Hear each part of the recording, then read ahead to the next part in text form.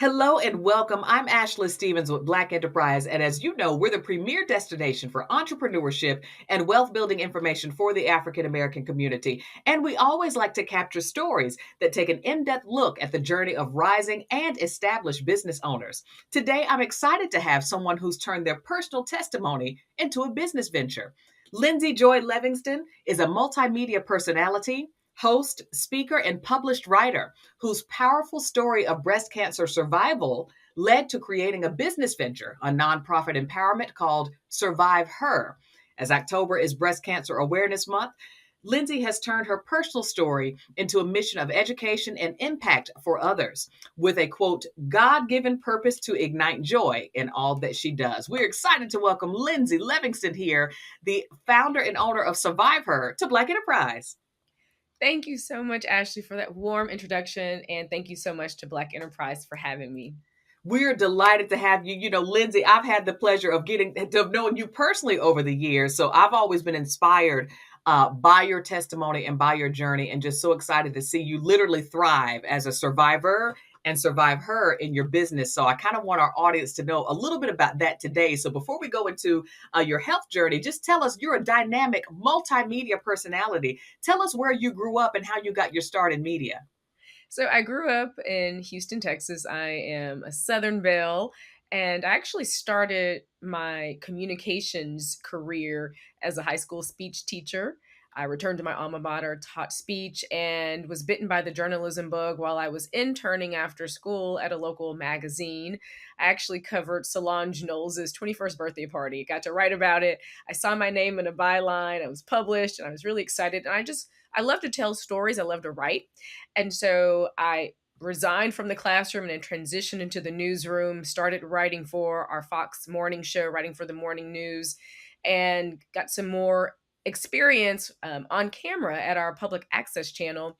After about a year of that, I had my very first reporter job at our NBC affiliate here. Then I moved to Tulsa. And then I stepped out on Faith Ashley and moved to New York City, Hmm. where I landed in the number one media market, as you know, is extremely competitive. Right. And I worked in media and PR for almost 9 years in New York City. Gotcha. Wow. So literally, media has taken you all around the world, all around the country, doing all types of stories. But little did you know that you would be being a guest in a lot of media interviews in the years to come to talk about your survival story. It's so interesting how the tables have turned because I'm so used to interviewing people and sharing their stories. And here I am now on the other side sharing my story of survivorship. And I have found it to be so impactful and so fulfilling to use my pink microphone in this way to help women. I love it. Pink microphone. You were rocking the pink Everything's pink. beautifully The always. And chair is indeed, I pink. see. Oh, got the chair Everything's too, pink. Jack. Listen, I didn't even see the chair. I love it. I That love it. is pink. So naturally fitting that pink is such a flattering color on you already. Thank you, sister. That Pink, I know pink. that aligns with the mission of breast cancer awareness. So let's hop right in. Tell us about your personal journey with breast cancer. How old were you? What were the signs? And kind of take us back to through that process. So I'll never forget the summer of July 2019. I was in the shower doing a self breast exam, and I felt a lump in my right breast. And I knew that it was not normal. I'd never experienced that before. It felt like a large grape. It was palpable, it was hard, it was tender, almost screaming at me to go to the doctor. So in my mind, I'm thinking, oh, maybe it's a cyst. My mind was not thinking malignancy or cancer at all. That was not on my radar. And I was 37 at the time, by the way. I scheduled a well woman exam, had my very first mammogram at 37, subsequently a 3D mammogram because I have dense or fatty breast, a breast ultrasound, an MRI, and a biopsy confirmed that the lump that I discovered was malignant. It was cancerous. And I got the dreaded phone call that I had breast cancer on July 11th, 2019. Wow. Mhm. That's a lot. It I'm was a very lot. glad that one, you were doing self breast exams, and two, you went right away for medical care to get examined. How did the diagnosis change your outlook on obviously your health, but also life and your career at that time? It was life changing in so many ways. Of course, a shock and for me, it was hard to accept the fact that I had breast cancer. It was hard for me to even articulate the C word when I was talking to family members and close friends. I said, I have a lump that is cancerous. It was hard for me to say I have breast cancer. Mhm. And specifically triple negative stage 2B breast cancer, which is the most aggressive form that impacts Black women at a higher rate. So I was in New York at the time. I flew home to Houston to start my treatment and care. People ask me, why did you leave New York City, which has a phenomenal medical center, Mhm. medical care, but my village is here in Houston, and I knew I'd be surrounded by the love that I needed to go through the journey here in Houston. So the triple negative stage 2B breast cancer diagnosis changed every aspect of my life and really forced me to look at life differently and how I was living, Mhm. and living with the purpose. Was I living with the people around me who were serving me and supporting me and loving me? So I made some significant changes in my life. I filed for divorce. I, moved back home to Houston. I pivoted in my career, made some pivots and changes in my career. So who would have thunk that a breast cancer diagnosis would have really changed the trajectory and course of my life? But I'll have to be honest, it was a very blessed diagnosis because I was in a place in my life in which God needed to shake up some things, and He did so, but all for the better. Wow. I admire your, literally your attitude of gratitude, that in the midst of one of your most physically painful moments also came emotional pain with, the loss of a significant, relationship as well, and literally moving back across the country where you had a village of support. How did you nurture and take care of your mental and emotional health during your diagnosis and during your treatment? I prayed, I leaned on God, and really relied on my faith to help me through every single day. When a woman is faced with what could be a life threatening chronic illness or disease and diagnosis, of course, our mind goes to death. But I knew that. I knew that God was with me. I knew that He would heal me. And I just relied on prayer, faith, meditation, and surrounding myself with people who would pour positive energy into my soul and spirit. And I think Mhm. that's really important. And I often recommend to women who are recently diagnosed to surround yourself with people who will uplift you and bring you joy and laughter during what could be a very, very dark time, Right. um, for a woman. Mhm, mhm. I'm glad that you, like you said, you've talked about the significance of having a support system. I certainly have spoken with and know of women who, in these moments where they're facing a major health challenge, the people closest to them and or including spouses have left. I'm, as you know, a proud endometriosis warrior, and that's not always easy, to have a chronic illness and have people to really stay, particularly significant others. And I'm proud of you for encouraging women to find the people that feed them positivity on this journey. Well, it's, when you're going through any type of health challenge, you want to reduce the level of stress in your life because that stress can continue to fuel, cancerous cells, or it can continue to fuel that disease. And we Hmm. want to keep our stress low. We want to keep our mind clear so that we can focus on our healing and restoration Very of our true. bodies and our temples. Very, very true. Focus on healing and restoration. That's right. Reducing stress. That's definitely a key. So important. Well, Lindsay, tell us, at what point did you turn your personal journey, as a breast cancer survivor into a business venture with Survive Her? Well, it all started with just an idea. It was when I finished my 15 rounds of chemotherapy, bilateral breast mastectomy, breast reconstruction, had ovaries and fallopian tubes removed because I carry the BRCA1 gene mutation. All within the span of 18 months, COVID happened. And I knew at that time I was not returning to New York City. And I was just trying to figure out what could I do now that I was comfortable and confident to share my story. How can I do that? How can I use again my pink microphone with a purpose? And so it really started as an IG Live series concept in which I would interview other survivors. Because everyone was on IG Live, if you remember, during COVID. Like everybody was going live. And I said, well, let me just join this trend of going live and share my story. But God placed it on my heart to do something bigger with that. So I partnered with one of my dear friends, Sandra, who helped me to lay out a business strategy because she said, we can make this can go bigger. So it just started with 20-page deck, and it just I don't really know how to articulate it. I can only just attribute this to God because I just had a small idea and it just he took it to this it made it so grand. But really, it was just through sharing and telling. And then next thing you know, I have NBC calling and all these media outlets calling, and people started to listen, and women were reaching out that they needed help or that they could see themselves in me or they were scared to share, and now they felt empowered to share. And I said, Lord, I've got to do more with this. And so it just continued to grow.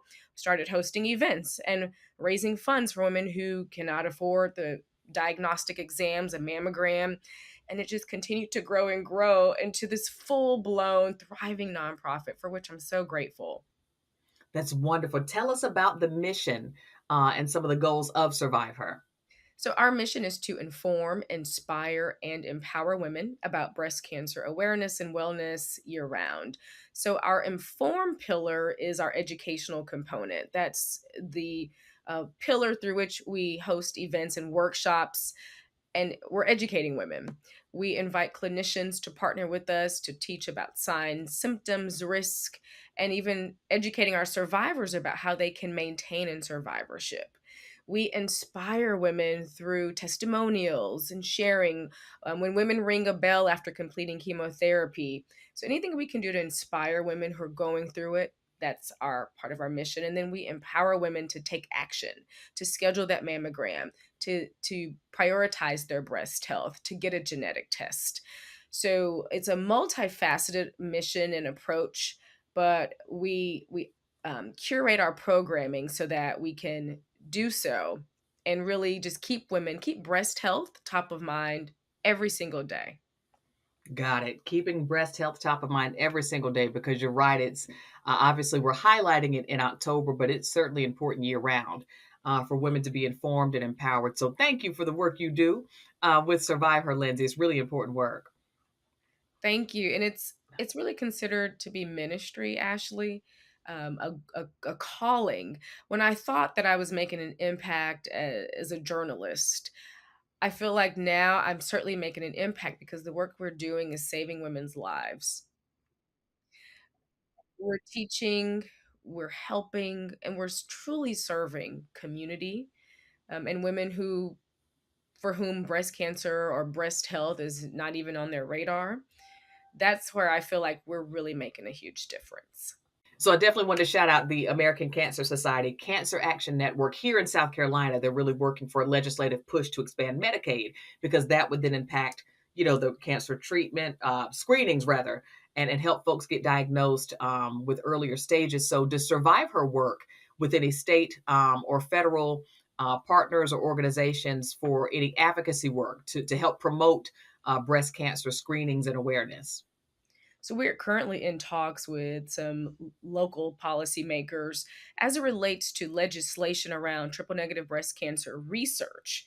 So we are moving somewhat into that policy space, but our year round work really just focuses on breast health education with within the Black community and beyond. Got it. Got it. So tell me, I actually have seen recently a program uncovering TNBC. And I said, look at Lyndsay's beautiful face on this page as one of the survivor stories. Tell us a little bit about how you're affiliated with Uncovering TNBC. So I'm so excited to be one of the hometown heroes in the Uncovering Triple Negative Breast Cancer initiative powered by Merck, which is a pharmaceutical company. And through this initiative, we're just educating women, specifically Black women, around triple negative breast cancer and your risk as it relates to this particular subtype of breast cancer and what we can do to help mitigate challenges and risk around triple negative breast cancer. So it's a really, really fun campaign. And thank you, Ashley, for cheering me along. But I'm partnered with some really dynamic women in other parts of the country, and we're just sharing our stories and how we are surviving triple negative breast cancer. Surviving, you are indeed. And listen, for those who may not be familiar, because I'm no one's health expert by any stretch. As you have after you since your diagnosis, are you fully in remission from triple negative breast cancer? Thank you for asking. So, after completing chemotherapy and having my breast tissue removed and having my breasts replaced, which I consider to be my cancerversary, I do have no evidence of disease and I am in remission now 4 years. Praise God. Yes. Wow, 4 years, that's a blessing. That's It is such awesome. a blessing. Congratulations, that's phenomenal. That is phenomenal. But and what does this mean? Because you're still a very young woman, and you got a diagnosis in your late 30s, that's so young. Now that you have had a 4-year cancerversary, praise God, Praise what God. does this mean for annual routines, or screening? Are there annual screenings? Are there 6 months checkup? What Oh, does this yes. mean? Mhm, So when people assume when you ring the bell and you're done and that's it, but you're really the work has just begun. Survivorship requires a lot of maintenance. So in the first 2 to 3 years, I had to go to the doctor's quarterly for to visit my oncologist and my breast surgeon, in which I had lab work. So they're monitoring my blood levels. They're checking to make sure there are no cancer recurrences. And then after the 3 year mark, I would go to the doctor every 6 months. And mhm, now, as we're inching to the 5 year mark, I would just see my oncologist and breast surgeon yearly. So five mhm, years is like the magic number in the cancer world because the risk of recurrence is much lower. It decreases every year. But after that 5th year mark, the risk, the recurrence factor rather, is very, very low. So that's why mhm. those first 5 years are really critical as in monitoring your status. And after 5, you can just kind of exhale a bit.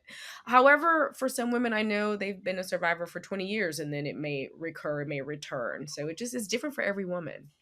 Got it. Wow. Thank you for sharing that. Those steps, in terms of follow up treatment as a survivor. Tell us, Lindsay, what can Black women do to advocate for themselves and their breast health? Black women should continue to advocate for their breast health by seeking second and third opinions if they are not confident in the information that a clinician or provider has shared. Uh, Advocating for 3D mammography, which is more comprehensive. Black women tend to have dense or fatty breast tissue. So you'd want to get that very comprehensive mammography. Just think of Mhm, a mammogram. A traditional mammogram is one dimensional. It's like taking a picture, a one dimensional photo. But 3D mammogram, if you were to take a loaf of bread and slice it, the imaging will slice through, if you will, your breast tissue so you can see it at all angles. I would also recommend that women follow up with the breast ultrasound. So advocate and push back for 3D mammogram breast ultrasound so that the radiologist can detect any masses that could be hiding in that tissue. hmm, I would also recommend that women, if they are 40 and up, of course, annually, you're scheduling your mammogram. If you have a family history of cancer, breast cancer specifically, that you advocate to start your mammography 10 years prior to the date that that family member was diagnosed. For example, Ashley, if your grandmother was diagnosed at 40, then you would advocate to start your mammography at the age of 30. Or if your hmm. mother was diagnosed at 35, then you would advocate to start your mammography at 25 because the sooner that you can start your that detection, early detection and prevention, the sooner that you can begin treatment if there is a positive diagnosis. Got it. This is news that is helpful to know, and I did not know that you should advocate to be screened 10 years ahead of the age of the woman who had a family history. And obviously, we've talked about advocating for women, but what about men? What are there things that men should be doing to examine their breast health? So I'm so glad you said that because we are launching an initiative under the Survivor umbrella, a Survivor, SIR, Survivor. initiative to include men in the conversation because men are not exempt from breast cancer or male chest cancer, as Beyonce's father will tell you. He is a male chest cancer survivor. But men should be looking for any blood discharge from the nipple, any spotting on their shirts or on their linen, and just checking their chest tissue and asking their physicians to make sure they're x-raying their chest tissue if they feel any lumps or bumps or see any changes in their chest wall. Interesting stuff. This is super helpful. This is super helpful. Lyndsay, are there resources and information to learn more on your website? So you can visit imasurviveher.org for more information, and we have a lot of our partner information resources available as well. Got it. That's super helpful. I am a Survive Her. We'll make sure to share that with I'm our a audience. survive her. That's right. Got it. We'll be sure to share that with our audience as well. Lyndsay, what's on the horizon for Survive Her? What's next? And Oh for my. you as a business owner? So I recently stepped into this work full time. Just about less than 2 weeks ago, I was working in corporate America in news, working evenings, and really I was burning the candle at both ends. And I realized at some point I had to give my all to survive her. So I made the pivot. I planned accordingly and I pivoted into this work full time. We were able to hire, we have a programs, director of programs and initiatives person on our team. I have a virtual assistant in the Philippines because this is work that I cannot do by myself. There's Hmm. so many Hmm. components and facets. And October is our month. We just hosted our huge fundraiser last week. We have two, three or four more events this month.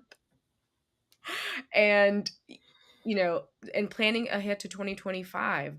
Hmm.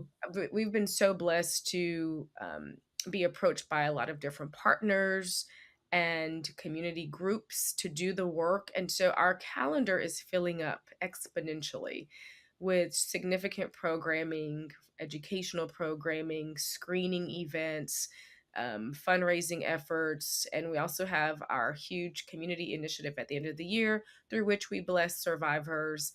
There's just I'm so so grateful to do this work. It's so fun, but it is work. And I will say, even as an entrepreneur, and I have to remember, even as a nonprofit entity, this is a business. And as an entrepreneur, I have to pace myself, give myself some grace, and learn how to delegate. And know that no is okay. Saying no is okay. I found myself actually saying yes to everything, Hmm. and I realized that was not conducive, nor was it beneficial to those who I serve. So, just some key takeaways for entrepreneurs that saying no is okay. I love to hear it. And I think some other entrepreneurs need to hear that as well. Saying no is okay. Yeah. Kudos to you, Lyndsay, for completely shifting full time into your work with Survive Her. That's really exciting. I'm sure there was a big pivot, but that's really It exciting. was a big pivot, but a necessary pivot. Hmm. A Hmm. necessary pivot because our community is impacted by breast cancer. And until there's a cure, I will be very busy. I There's feel a lot you. of work to do. And Ashley, you mentioned it earlier, you didn't know about, this the various, screenings, et cetera, for men and what you should do. And this is why I'm doing the work, just to educate, because I was very ignorant about breast cancer and even breast health at the age of 37. And so our goal is to the information in front of as many people as possible. And you're doing just that, and fabulously so. I'm sure. Listen, you probably have all your pink dresses lined up for all your events across They're October. lined up, yes. I need a pink wardrobe stipend. I was like, this is a lot of pink. You do. You absolutely do. Lyndsay, as we wrap up here, I know that something you often share is that your God given purpose is to ignite joy. Tell us day to day, how do you refuel your joy? Where does your joy come from that you're able to be so full of positivity that you pour back out into others through your work? So my middle name is Joy. And so I have that daily reminder to ignite what is my God given name, right? But I do that by serving, by Hmm. helping women. That brings me joy. And so I do what I can to help others, but that brings me so much joy through serving others. Love that. Well, you're doing it. We're so excited for you. Kudos and congratulations into all you have done and continue to do to promote breast health awareness and education and highlighting survivors as well. Thank you so much, Ashley. And thank you to Black Enterprise for this incredible platform to share. We're excited to have you. Lyndsay, thank you so much. Thanks for being with us. And for those of us tuning in, those of you tuning in, we're with Lyndsay Levingston. She's the founder and executive director of SurviveHER, a breast cancer nonprofit dedicated to supporting survivors and improving breast health outcomes for women and also now breast health outcomes for men as well. So you can check out more about Lyndsay at SurviveHER's website. We'll be sure to share that information with you. Share this episode with family and friends, y'all. You never know who may not know the steps they need to take to advocate for their breast health, or you may know some survivors, and this may be empowering for them to know that they are not alone as well. Be sure to check out all of our other podcasts on Black Enterprise, the latest on our social platforms and digital content at blackenterprise.com. For this BE profile of our stunning entrepreneur, Lyndsay Levingston, I'm Ashley Stevens. Thanks for watching.